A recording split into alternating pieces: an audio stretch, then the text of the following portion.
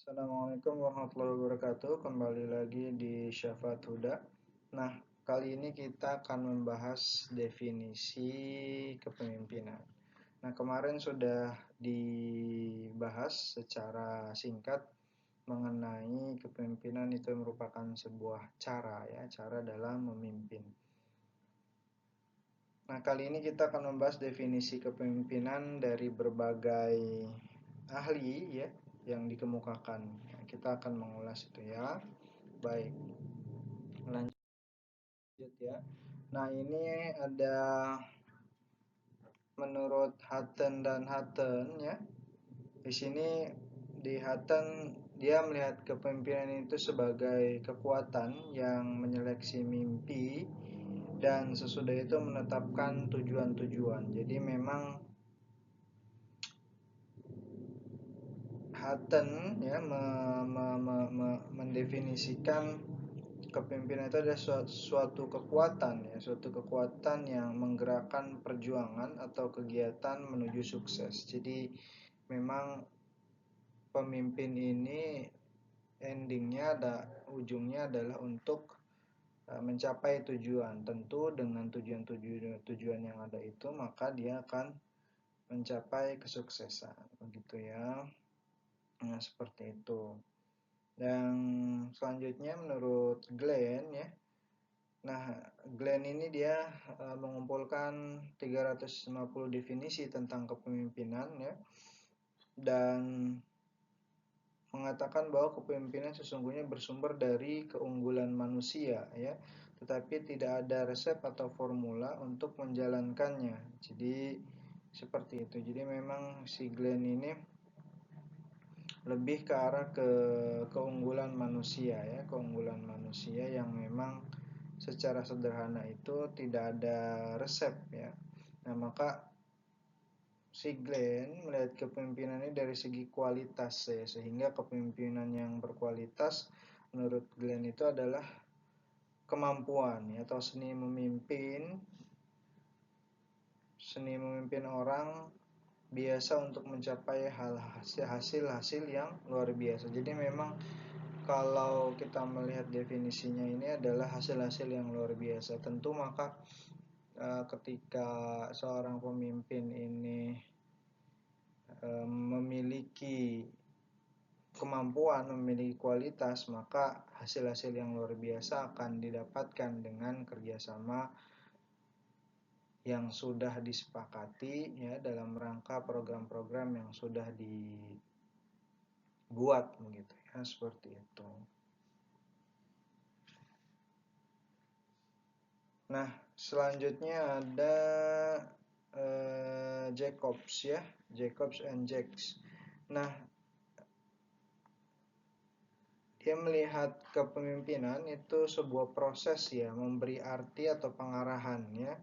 Pengarahan berarti terhadap usaha kolektif dan yang mengakibatkan kesediaan untuk melakukan usaha yang diinginkan untuk mencapai sasaran. Jadi memang Jacob ini hampir sama ya terkait dengan memberikan pengarahan yang berarti. Jadi memang makanya itulah ketika pemimpin itu tidak memiliki visi, tidak memiliki misi ya, tidak memiliki visioner yang ke depan gitu, maka akan bingung gitu ya, akan tidak sesuai dengan tupoksinya, tugas pokok dan fungsi sebagai pemimpin, sebagai leader, maka itu juga harus diperhatikan dengan baik gitu ya. Jangan sampai pemimpin tidak mengerti tugas yang harusnya dilakukan gitu ya. Tentu tugas-tugas yang dilakukan ini adaptasi ya, atau adaptable terkait dengan kondisi kekinian gitu. Jadi maka jangan sampai kebijakan-kebijakan atau keputusan-keputusan yang diambil oleh pemimpin ya dalam rangka mengarahkan organisasi itu tidak melihat berbagai faktor gitu ya. Itu yang harus di apa namanya dilakukan oleh pemimpin. Jadi seluruh hal-hal yang berkaitan terkait dengan pengambilan keputusan itu harus diperhatikan gitu. Nah, lalu ada Cazus dan Posner, dia menekankan bahwa kepemimpinan sebagai hubungan antara anggota-anggota organisasi dan pemimpin, maka kepemimpinan berlangsung atas dasar adanya saling membutuhkan dan minat yang sama dalam rangka mencapai tujuan. Nah, ini juga nih, terkadang kita melihat bahwa pemimpin itu ya, atau yang memimpin dengan caranya itu hanya sekedar memerintah gitu, perintah dan larangan gitu. Jadi bukan menganggap bahwa yang di bawah atau stafnya ini itu sebagai individu yang sejatinya gitu ya, pemimpin dan staf itu saling membutuhkan gitu.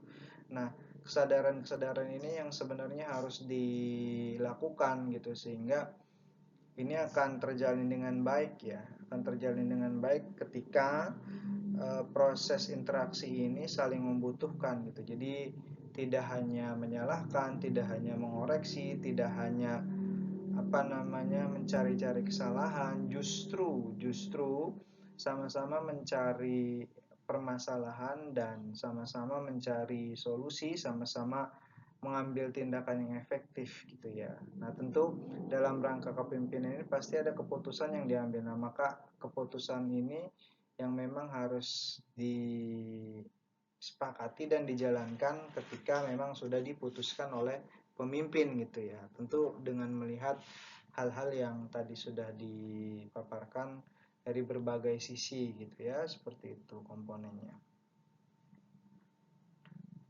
Nah, maka selanjutnya menurut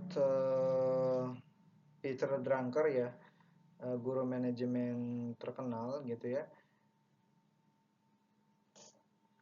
lebih dari 3.000 buku itu sudah mengulas ya, mengulas atau mengandung terkait dengan kepemimpinan gitu ya. Nah, dan bagaimana menjadi pemimpin yang efektif itu tidak perlu diulas ya di dalam semua buku itu gitu ya. Tapi Peter Drucker menjawabnya hanya dengan beberapa kalimat. Contohnya adalah pondasi dari kepemimpinan yang efektif ya. Pondasi dari kepemimpinan yang efektif adalah berpikir berdasarkan misi organisasi, mendefinisikannya dan menegakkannya secara jelas dan nyata. Jadi memang secara jelas ya di sini dikatakan oleh Peter Drucker, pondasi dari kepemimpinan yang efektif adalah berpikir berdasar misi organisasi. Nah, maka pemimpin yang baik itu atau pemimpin yang memang bagus berpikirnya berdasarkan misi organisasi. Nah, kan sebelum visi kan ada misi. Nah, misi-misi itu harus ditegakkan. Misi-misi itu harus dijunjung tinggi gitu ya, karena posisinya ketika misi-misi ini dilaksanakan, dilakukan gitu ya, maka akan mengantarkan ke visi ya, ke keberhasilan-keberhasilan atau kesuksesan-kesuksesan dari sebuah organisasi. Maka tentu terkait dengan berpikir dengan berdasar misi organisasi ini harus selalu diingatkan. Tentu kan seperti biasa kalau kita di dalam sebuah organisasi ada rapat-rapat gitu ya, rapat lembaga ya, bisa pekanan, bulanan gitu ya, triwulan gitu ya, atau per semester. Nah, maka disitulah peran kepemimpinan atau pemimpin, atau misalkan contoh kecilnya kita di lembaga pendidikan itu adalah kepala sekolah, itu harus benar-benar mengerti dan paham misi organisasi dari lembaga pendidikan tersebut, sehingga ketika ada evaluasi ya, pemimpin itu mengingatkan misi-misi organisasi yang memang secara faktual ya itu sudah dirumuskan di awal gitu.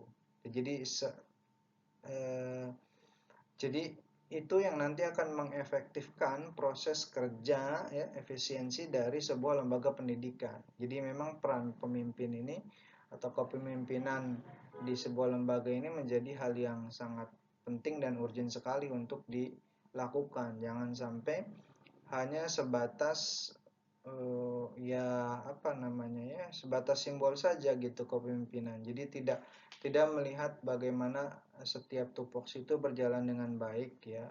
Tentu kan setiap tupoksi, setiap bidang atau staf itu kan di misi organisasi itu kan jelas gitu ya.